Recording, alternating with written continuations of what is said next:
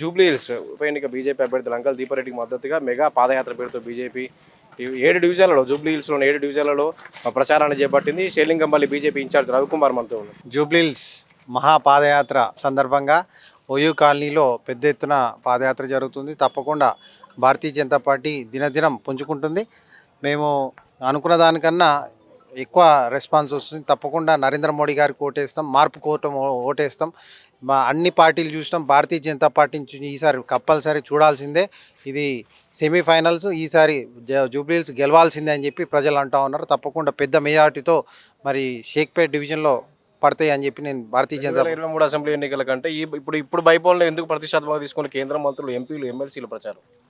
అందరూ వస్తున్నారు.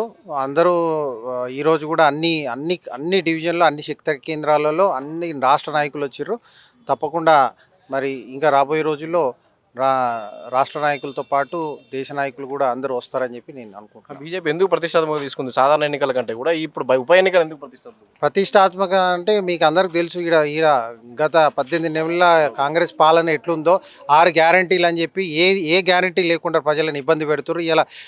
ఇవాళ హైదరాబాద్ సిటీలో హైడ్రా పేరుతో పేద ప్రజలని కూలగొట్టి, ప్రజల ఇళ్లను కూలగొట్టి, ప్రజలని సూసైడ్ చేసుకునే రేంజ్లోకి తీసుకెళ్ళారు పేద ప్రజలని.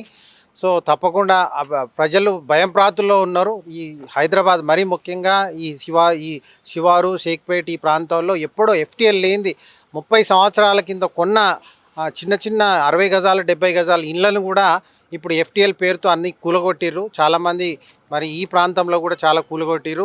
మరి కొన్ని ప్రాంతాల్లో ఎఫ్టీఎల్ పేరు పెట్టి, హైడ్రా పేరు పెట్టి పైసలు వసూలు చేస్తారు. ఏ గ్యారంటీ కూడా ఇవ్వలేదు ఈ రోజు వరకు. మరీ ముఖ్యంగా పేద ప్రజలందరూ కూడా హైదరాబాద్ సిటీలో ఇబ్బంది పడుతుర్రు అని చెప్పి నేను తెలియజేస్తున్నాను. షేక్పేట, ఓయూ కాలనీ ఇవ్వనంటే వర్షం పడితేనే నీట మురిగే పరిస్థితి కదా. మరి మూడు టర్ములు కూడా బీఆర్ఎస్కి గెలిపించారు.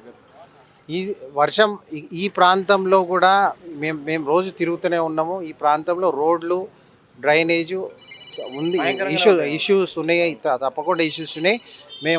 మేము ఇప్పుడున్న ప్రభుత్వం కూడా మొన్ననే ఎస్టిమేట్ వేసిరు 3.5 కోట్లకి వాళ్ళు శాంక్షన్ చేసినామన్నారు. మేము కూడా కిషన్ రెడ్డి గారికి తీసుకెళ్ళాం.